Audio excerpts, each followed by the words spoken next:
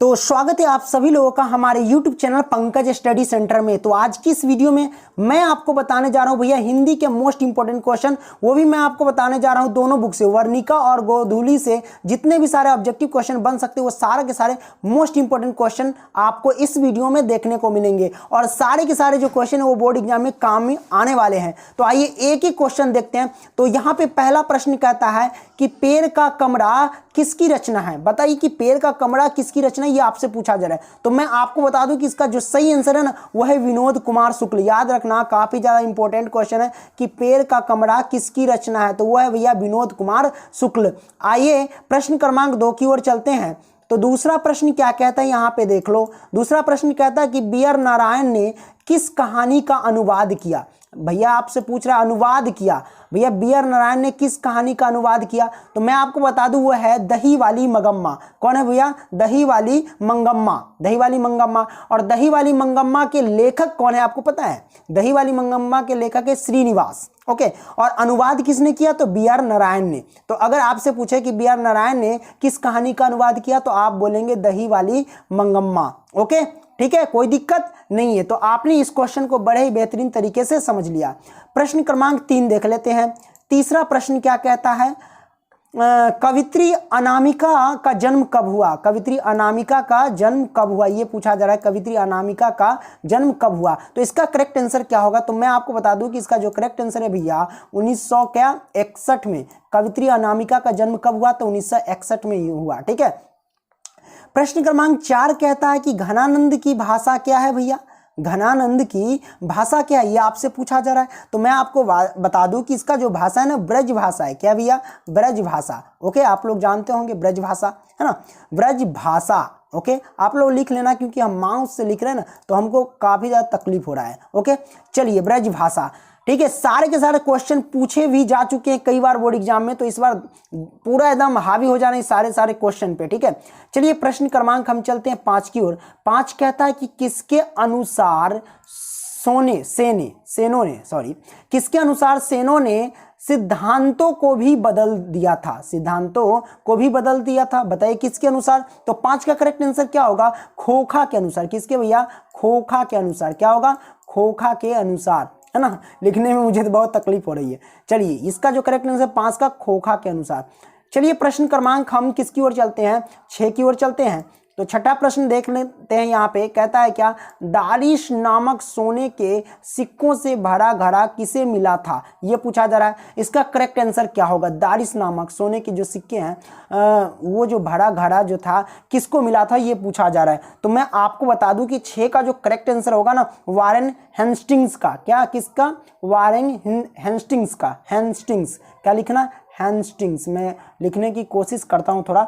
Hastings क्या है? Hastings ऐसे लिखना। ओके, ऐसे अनुस्वार देना और ग डाल देना। ठीक है, आधा ग और स, इसको ग स संयुक्त बोलते हैं। ठीक है, तो हेस्टिंग्स राइट आंसर। आइए प्रश्न क्रमांक हम चलते हैं 7 की ओर। तो यहाँ पे 7 क्या कहता है, ढाते विश्वास किस भाषा से अनुदित है। भैया ढाते विश्वास किस भाषा से अनुदित है, ये पूछा जा रहा है आपसे, है ना। तो देखो 7 का जो करेक्ट आंसर होगा उड़िया। क्या होगा? उड़िया। और इस ढाते विश्वास है, इसके पाठ के जो लेखक कौन है, तो भैया मैं आपको बता दूं इस पाठ के जो लेखक है वो है सात कोरी होता। ठीक है, ये बात है। तो चलिए प्रश्न क्रमांक हम चलते हैं 8 की ओर। 8 प्रश्न क्रमांक 8 देख सकते दिया गया है कि दूर चट्टानों की ठंडी गोद में किस कवि की पंक्ति है। दूर चट्टानों की ठंडी गोद में भैया कहता है किस कवि की पंक्ति है, बताइए। तो 8 का करेक्ट आंसर क्या होगा? रेनर मारिया रिल्के। कौन होगा भैया? रेनर मारिया रिल्के। ठीक है, ओके। कहते हैं ना कि मेरे बिना तुम प्रभु या मेरे बिना प्रभु तुम, इस पाठ के जो लेखक है वो है रेनर मारिया रिल्के। ठीक है, इस सबको मैंने ट्रिक से याद करना, यानी पाठ और लेखक को ट्रिक से याद करना सिखा दिया है। आप लोग डिस्क्रिप्शन बॉक्स जरूर चेक करो, उस वीडियो को भी देख लेना। ठीक है, आइए प्रश्न क्रमांक 9 देखते हैं। 9 कहता है कि जीवनानंद दास की किस कविता को प्रबुद्ध आलोचकों द्वारा क्या है रविंद्रोत्तर युग की श्रेष्ठतम प्रेम कविता की संज्ञा दी गई है, ये पूछा जा रहा है। तो 9 का करेक्ट आंसर क्या होगा? तो 9 का जो करेक्ट आंसर होगा वनलता सेन। क्या होगा? वनलता सेन। वन व न वन ल लता सेन, ठीक है, वनलता सेन। ओके, तो आप लोग लिख लेना। ओके, चलिए प्रश्न क्रमांक हम चलते हैं 10 की ओर। 10 क्या कहता है? 10 कहता है कि आध्यात्मिक शिक्षा से गांधी जी का क्या अभिप्राय है। आध्यात्मिक शिक्षा से गांधी जी का क्या अभिप्राय, ये पूछा जा रहा है। तो इसका करेक्ट आंसर क्या होगा, है ना। तो मैं आपको बता, देखो शिक्षा, इसका मतलब समझो कि आध्यात्मिक शिक्षा से गांधी जी का क्या अभिप्राय है, यही ना कह रहा है भैया। मैं आपको बता दूं कि देखो गांधी, क्वेश्चन भी आता है सब्जेक्टिव कि गांधी जी के शिक्षा का अर्थ क्या है, यानी वो किसको शिक्षा मानते हैं, यानी शिक्षित व्यक्ति किसे समझते हैं, जिसके अंदर मतलब अच्छा भाव हो, यानी मतलब हृदय में दया हो, या फिर बात करने का तरीका या शैली पता हो, लोगों से कैसे बात किया जाता है, यानी जली कटी बातें ना करे, उन लोगों को शिक्षित लोग माने जाते हैं। अब मान लो कि आप शिक्षा ले लिए, ठीक है, अब शिक्षा ले लेने के बाद आप क्या करते हो कि मतलब बदतमीजी करते रहते हो, किसी से उटपटांग, मम्मी पापा से बदतमीजी करना, तो ये सब शिक्षित व्यक्ति का क्या है, ये मतलब लक्षण नहीं है। तो उन्होंने कहा कि अच्छे से बात करने का तरीका हो, हृदय में दया हो, और भी सारे बहुत बात बोले हैं, ठीक है, मैंने सब्जेक्टिव में करा रखा है। तो भैया 10 का करेक्ट आंसर क्या होगा? तो इसका कहता है आध्यात्मिक शिक्षा से गांधी जी का क्या अभिप्राय है। तो मैं आपको बता दूं भैया, वह हृदय की शिक्षा, क्या भैया, हृदय की शिक्षा, क्या है, हृदय की शिक्षा। ओके, ये है इसका करेक्ट आंसर। आइए प्रश्न क्रमांक हम चलते हैं क्या किसकी ओर, तो वो ले लेते हैं, इसमें हम थोड़ा कलर बदल लेते हैं। ओके, तो अब हम चलते हैं भैया प्रश्न क्रमांक किसकी ओर, तो 11 की ओर। तो 11 हम ले लेंगे, तो चलिए हम 11 लेते हैं। तो प्रश्न क्रमांक 11 जो कहता है भैया, एक मिनट, तो प्रश्न क्रमांक 11 कहता है कि अविन्यो में 19 दिनों के प्रवास के दौरान लेखक ने कितने गद्य की रचना की। अविन्यो में 19 दिनों के प्रवास के दौरान लेखक ने कितने गद्य की रचना कर दी, वो आपसे पूछा जा रहा है। तो भैया 11 का जो करेक्ट आंसर होगा वो होगा 27। कितनी भैया? तो वो होगा 27। ओके, चलिए प्रश्न क्रमांक हम चलते हैं 12 की ओर। 12 कहता है कि धरती कब तक घूमेगी किस भाषा के अनुदित कहानी है। तो सबसे पहले हम ये आपको बता दें कि धरती कब तक घूमेगी, इस पाठ के लेखक कौन है। धरती कब तक घूमेगी, तो भैया आप याद रखना कि धरती कब तक घूमेगी, जब तक लड़कियां सवर के दैया दैया करती रहेगी, ठीक है। तो धरती कब तक घूमेगी, जब तक लड़कियां सवर के दैया दैया करती रहेगी। तो सवरना यानी सावर, दैया दैया तो दैया निकाल लो, तो सावर दैया, धरती कब तक घूमेगी, इस पाठ के लेखक कौन है, तो सावर दैया, ठीक है। और कहता कि भाषा से अनुदित है, यानी किस भाषा से, यानी किस भाषा से ली गई या किस भाषा में लिखी गई है। तो याद रखना कि जब लड़कियां सवर लेती है और दैया दैया करती है तो वो किसी के भी दिल में क्या कर लेती है, राज कर लेती है। और जब राज कर लेती है तो इसका मतलब समझ जाओ कि वो राजस्थानी भाषा में लिखी गई है, ठीक है। तो धरती कब तक घूमेगी किस भाषा से अनुदित है, तो राजस्थानी भाषा से अनुदित है, ठीक है। तो 12 का जो करेक्ट आंसर होगा वो राजस्थानी, ठीक है। तो आपने लेखक का नाम भी याद कर लिया है ना, सावर दैया, और किस भाषा में लिखा गया, तो राजस्थानी भाषा में, करेक्ट, समझ लिया ना। चलिए प्रश्न क्रमांक हम चलते हैं 13 की ओर। 13 कहता है पप्पाती का कौन सा रोग था, यानी पप्पाती को कौन सा रोग था, ये पूछा जा रहा है। हैजा था, टीबी था, या अदर कोई, है ना। तो भैया मैं इसका जो करेक्ट आंसर बता दूं, इसका जो करेक्ट आंसर हुआ है मेनिनजाइटिस। क्या है, मेनिनजाइटिस। इसका जो करेक्ट आंसर है मेनिनजाइटिस, लिख लेना मेनिनजाइटिस, ठीक है। चलिए प्रश्न क्रमांक हम चलते हैं 14 की ओर। प्रश्न क्रमांक 14 क्या कहता है कि वीरेन डंगवाल को किस कृति के लिए साहित्य अकादमी पुरस्कार मिला है। वीरेन डंगवाल को किस कृति के लिए साहित्य अकादमी पुरस्कार मिला है, ये पूछा जा रहा है। तो मैं आपको बता दूं कि 14 का जो करेक्ट आंसर होगा वो होगा दुष्चक्र में सृष्टा। दुष्चक्र में सृष्टा, ये है, ठीक है, इसका करेक्ट आंसर भैया वीरेन डंगवाल, ठीक है ना, वीरेन डंगवाल। चलिए अब हम क्या करते हैं, अगला प्रश्न लेते हैं। ओके, एक मिनट। अच्छा, एक चीज और आप याद कर लीजिए, 14 में जो वीरेन डंगवाल है, तो वीरेन डंगवाल किस पाठ के लेखक है, तो वह हमारी नींद। तो हमारी नींद से एक ट्रिक याद रखना, जब भी कहे हमारी नींद ना, तो ओ हम लोग जब सोए रहते हैं ना, तो भैया मच्छर आकर के, बिच्छू आकर के क्या मार देता है, डंग मार देता है। क्या मार देता है, डंक मार देता है। और डंग से रिलेट करना डंगवाल से, ठीक है। जब भी डंगवाल आ गया तो वीरेन डंगवाल, हमारी नींद तो वीरेन डंगवाल। तो हमारी नींद पाठ के लेखक कौन है, तो वीरेन डंगवाल। तो आपने ये भी इसका जानकारी ले लिया। चलिए प्रश्न क्रमांक 15 की ओर चलते हैं। 15 क्या कहता है, यहाँ पे देख सकते हो 15 कहता है कि परदेश की विद्या पढ़ने का क्या परिणाम हुआ भैया। परदेश की अगर लोग जो विद्या ले लिए तो वो उनका क्या परिणाम हुआ। तो भैया मैं आपको बता दूं कि सबकी बुद्धि जो हो गई ना वो विदेशी हो गई। सबकी बुद्धि क्या हो गई भैया, विदेशी हो गई। सबकी बुद्धि विदेशी हो गई, है ना। तो प्रश्न क्रमांक हम चलते हैं 16 की ओर। 16 कहता है कि नगर कहानी किस लेखक द्वारा रचित है भैया। नगर कहानी किस लेखक द्वारा रचित है, आप बताइए नगर।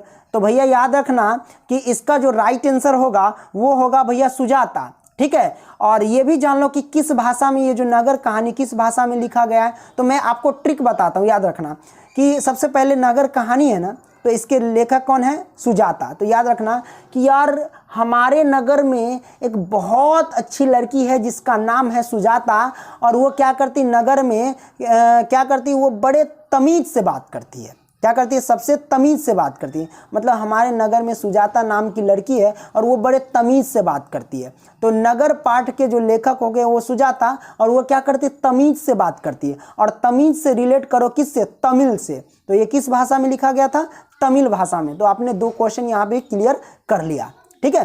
तो नगर कहानी के लेखक कौन, सुजाता, और किस भाषा में लिखा गया, तो तमिल से। जब ये कहे सुजाता, ओ सुजाता बेचारी लड़की बड़ा तमीज से बात करती थी, तो कर देना तमिल, ठीक है। प्रश्न क्रमांक 17 की ओर चलते हैं। 17 कहता है कि लेखक के अनुसार मनुष्य के नाखून किसके जीवंत प्रतीक है। कहता है लेखक के अनुसार मनुष्य के नाखून किसके जीवंत प्रतीक है। तो 17 का जो करेक्ट आंसर होगा पांचवी वृत्ति के, क्या है, पांचवी वृत्ति के। 18 में आप देख सकते हो। तो प्रश्न क्रमांक 18 कहता है यहाँ पे, एक मिनट, ये भाग किधर है रे, इधर आना। तो प्रश्न क्रमांक 18 कहता है कि हजारी प्रसाद द्विवेदी का जन्म कब हुआ। हजारी प्रसाद द्विवेदी का जन्म कब हुआ। तो मैं आपको बता दूं भैया 19 अगस्त 1907 ईस्वी में। कितने, 19 अगस्त और 1907 ईस्वी में, याद रखना भैया, ठीक है। ओके, आइए अब प्रश्न क्रमांक हम किसकी ओर चलते हैं, तो भैया 19 की ओर चलते हैं, है कि नहीं। तो यहां पे देख लेते हैं 19। प्रश्न क्रमांक 19 कहता है कि रही राम किसकी रचना है भैया। रही राम किसकी रचना है, ये पूछा जा रहा है। तो भैया मैं आपको बता दूं गुरु नानक की। किसका है भैया, गुरु नानक की, याद रखना, गुरु नानक लिख लेना, ठीक है। तो इनकी है। चलिए प्रश्न क्रमांक हम 20 की ओर चलते हैं। प्रश्न क्रमांक 20 कहता है कि लक्ष्मी के बड़े, यहाँ पे अनुस्वार दो, तो लक्ष्मी के बड़े पुत्र का क्या नाम था। लक्ष्मी के बड़े पुत्र का क्या नाम था, ये पूछा जा रहा है। तो अच्युत नाम था। क्या बात था नाम भैया, अच्युत। क्या नाम था, अ संयुक्त, अचय संयुक्त, ये है हर्षुकार अत, अच्युत। क्या नाम था, अच्युत। आइए ये जो देख रहे हैं भैया, ये अभी लंच हो चुका है लेकिन इस पर काम चल रहा है। pankajstudycenter.com गूगल पे जब सर्च करोगे तो मेरा वेबसाइट मिलेगा, वहाँ पे PDF भी प्रोवाइड कर दिया जाएगा, है ना। तो अभी उस पर काम चल रहा है, अभी पूर्ण रूप से काम नहीं हुआ है, ठीक है। प्रश्न क्रमांक 21 कहता है एक वृक्ष की हत्या में कवि शहर को किससे बचने की बात करता है। एक वृक्ष की हत्या, है ना। तो एक वृक्ष की हत्या में कवि शहर को किससे बचने की बात करता है। तो भैया वो कहता है कि नादिरों से, किससे, नादिरों से बचने की बात करता है ना। तो आइए अब हम क्या करते हैं, अगला प्रश्न लेते हैं। तो यहाँ पे देख सकते हैं अगला प्रश्न, प्रश्न क्रमांक 22 कहता है कि गांधी जी का दक्षिण अफ्रीका प्रवास कब से कब तक था। बताइए गांधी जी के दक्षिण अफ्रीका का प्रवास कब से कब तक था, ये पूछा जा रहा है। तो इसका जो करेक्ट आंसर होगा भैया 1893 से लेकर